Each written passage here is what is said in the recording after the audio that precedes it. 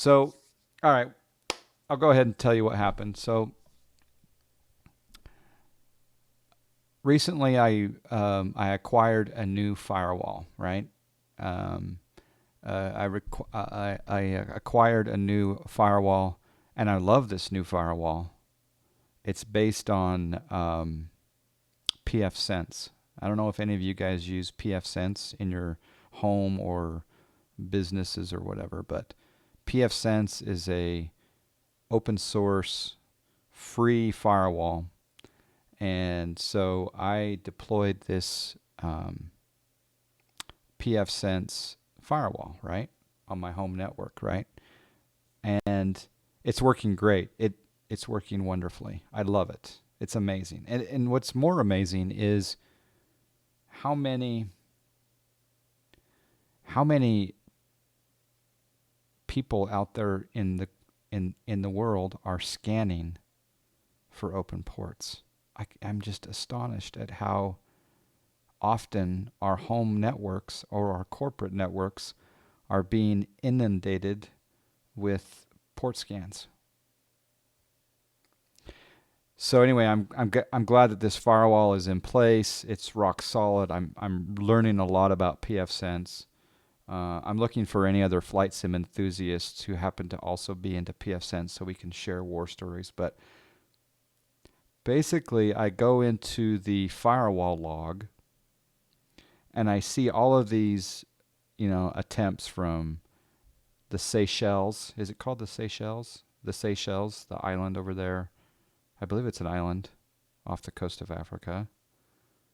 And China, Estonia, all these different countries that are attacking my network, right? Not my network, but they're just scanning IPs all over the globe looking for open vulnerabilities, right? Yeah. Homie Live US, good to see you. Imagine working for a $3 billion company. Yeah, wow. Our networks are actually targeted by name. Wow. Citation Max, how are you? Good to see you. Yeah, so anyway, so I go into this firewall log and I see all of these attempts, and I'm like, you know what? It would be extremely helpful. Well, not helpful, but extremely interesting to learn where these what countries are trying to probe your network. But I wanted it to be displayed graphically on a web page, like a home network web page. I could look at the map or I could look at the log and it would say, "Oh, China just tried, Russia just tried, Czech Republic, whoever, whatever, Iran."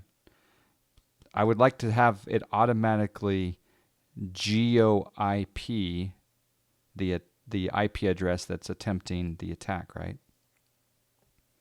So I'm thinking to myself, let's do this. It's not built into the firewall itself. You have to go in and manually extract. You have to cut and paste or copy and paste the IP address over to another website to go find out where that IP address is registered. So try to make a long story short, like a medium story.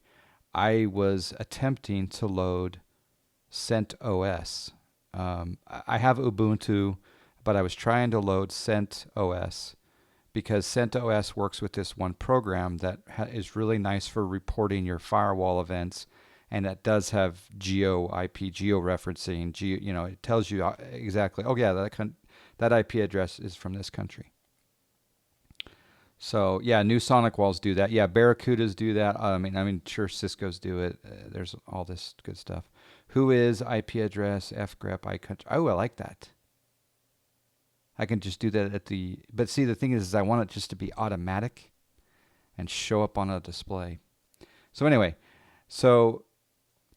I bring up this YouTube video, right? How to install CentOS, whatever. So first thing I got to do is I gotta make a bootable USB stick, right? So I'm following the instructions to do this CentOS and the ISO image of CentOS 7 onto a USB stick, and I'm following this guy's YouTube and I'm typing in the commands, and he goes, now type this command and this command and this command. Well, exactly what Todorico said just a bit ago. He said, a case of fingers racing ahead of the brain.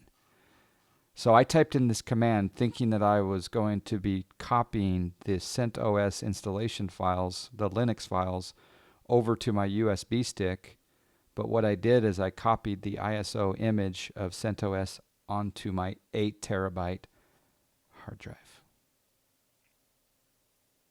And that 8 terabyte hard drive, and I was using Sigewin, right? Sigewin is a Unix Linux terminal emulator on your Windows platform. And so I'm like, that didn't work. And then I start to realize that I had designated not the USB drive, but the 8 terabyte Ortho hard drive. So literally after hitting the key once, boom, CentOS copied over, it wiped out the 8 terabyte hard drive. Yeah. Adam's Flight Sim started using a VPN. Yeah, VPNs are good also for a lot of cases. Yep. Nick Gressler, how are you? Yeah. Canada, hey Canada, Marcus 07XXX. That sounds painful. Yeah. Yeah, exactly. That sinking feeling, Pilatus 255. Yep. Sigewin, the only way I can use Windows without head desking after 30 seconds. Yeah. Maybe this means more PE now. Just have ZLA and Western US Ortho. Yeah, I don't have any. The only Ortho I have right now is True Earth Washington. Yeah, Canada. Yeah, I did. I wiped out my hard drive. Years of work, years of massaging. But not only did I wipe out my Ortho photo, I wiped out every custom airport that I had ever installed. I also wiped out all libraries because I had done a symbolic link of my entire custom scenery folder over to this 8 terabyte hard drive. Yeah, that moment you know that there's nothing you can do and you're doomed. Exactly. So yeah, UKV 1390, hello. Yeah, it really sucks. So here I'm thinking, all right, what I'm going to do is I'm going to go out and I'm going to get one of these I'm going to go get one of these hard drive recovery programs, right? And so I'm starting to feel a little bit better. I'm just in this depression of all depressions about my losing everything. And I'm like, all right, I'll try this program called Recuva, right? So new t-shirt for John Flight. Back up. Yeah, exactly. Lars Rass, hello. You have EU on an external. I have half of EU, Lars Rass, half of EU. So Todorico says, wait, it was just one hard drive that held everything. Well, sooner or later it would have happened anyway due to the drive kicking the bucket. Yeah, it would have. It would have. So I use this Recuva program, right? And I'm scheduled to go on American Truck Sim last night and do the Friday night convoy. I just start the scan and I go over there to the Truck Sim PC and I'm half tempted to cancel the my participation in the Snack Air Logistics trucking convoy because I'm so depressed and so upset about losing all of this ortho photo and custom scenery. But I let the Recuva program scan the hard drive looking for any sort of ability to recover. Well, it said it was going to take 9 to 11 hours. It ended up only taking like 4 or 5 hours, something like that. And then it came up with a list and it says, oh, these are recoverable. Oh, but these are not recoverable. Oh, these are recoverable, but these aren't. And so I would be missing bits and pieces of ortho tiles and I wouldn't know what was what. And a lot of the airports were, anyway, long story short, the program then suddenly beeps at me and says, that drive is no longer available. And I'm like, what? I can't even get to that drive any longer, right? Well, either somewhere in the process of using Recuva, it made the disk not even partitioned correctly. It took off the GPT ability that I had to scour the internet to figure out how to get that back to a GPT disk. Anyway, The disk has been formatted. There's been no recovery success. I'm starting over. I reinstalled Global Airports. I reinstalled True Earth Washington. I reinstalled, you know, of course you got to reinstall Salt Lake City. Missed, short final design. That's got to be the first airport in there. We're slowly rebuilding the custom scenery folder. I figured I'd start with True Earth Washington since it's pretty good. So anyway. Captain Tony Stark was there. He heard it firsthand last night. Thanks for joining me last night. I was in a bad mood last night. I think Captain Tony Stark and Iowa and a few others in here can attest. Puff, they can all attest to my foul mood last night. Won't help if he deleted it. It's Gonzo in Linux too. Yeah. Recover says you lose. Exactly, Torbinator. Yeah. Yeah. Avgas Kool-Aid. You'll have to watch the. I just told a long, really boring story. You were not a happy camper. Yeah, PC Tech was there in the chat. Yeah. So it sucks. But you gotta fly. You gotta keep on trucking on, right? So, I think I'm gonna do a flight right now. Gongzilla, how are you? So yeah, long story short, if you guys have. Thank you for the subscribe. Oh, look at that. It's like a double notification. Did you guys see that? I'm seeing double. Thank you, Gongzilla, for the subscribe. I appreciate that. Yeah, we're going to slowly rebuild the Ortho. It's going to take, I would predict, to get the entire U.S. back and the other half of Europe back, it'll probably take me the rest of the year to do it. Yeah. Live life in the windshield, not in the rearview mirror. Yeah, exactly. Learn from it, though, right? It's too bad someone can't just send you a setup part of. You know what? I sent about a dozen people the Western U.S. Ortho, and I sent and 11 out of those 12. No, sorry, I take it back. 10 out of those 12 people, everything worked great, but I had a really bad traumatic situation with the last two, so I retired from sending people Ortho on a disc. I'd rather teach them how to fish than get the fish from them, unless it's Toro tuna sushi, and then not having a good, easy to use backup tool built into the OS is one of those big omissions in Windows. Yep. So anyway, after I rebuild the Ortho photo, rebuild my custom scenery, all the libraries, everything, I am going to go and get a new 8 terabyte external hard drive, maybe a 10 terabyte if they exist, and just back everything up. Time Machine on a Mac. Yeah, I've heard about Time Machine, actually. All right, let's start Explain.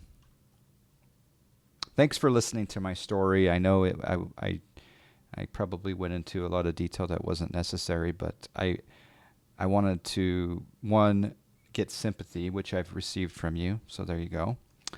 And I feel cared for. And two, if you have a lot of Ortho, try to back it up. And three, if you're going to install something and you're using low-level partition commands, be very careful as to which drive you're partitioning.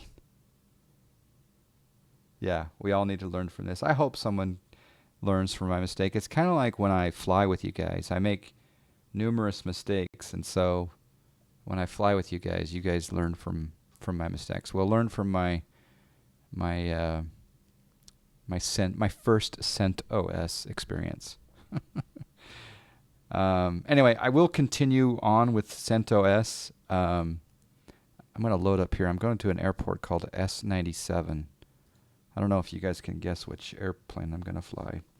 I am going to install CentOS on another PC, a separate PC, because I do want to play with this thing called QRadar CE.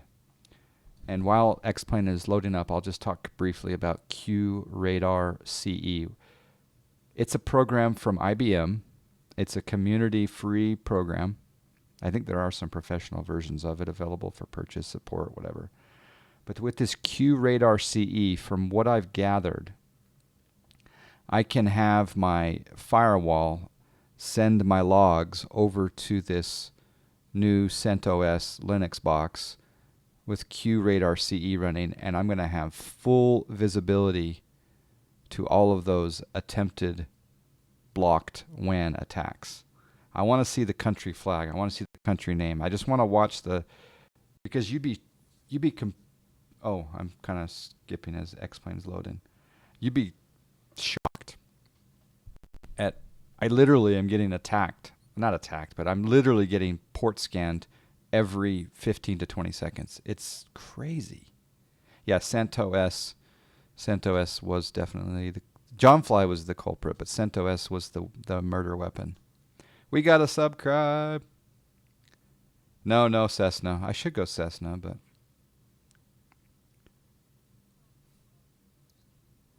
yeah, World of Warships actually would be fun because it doesn't require any orthophoto.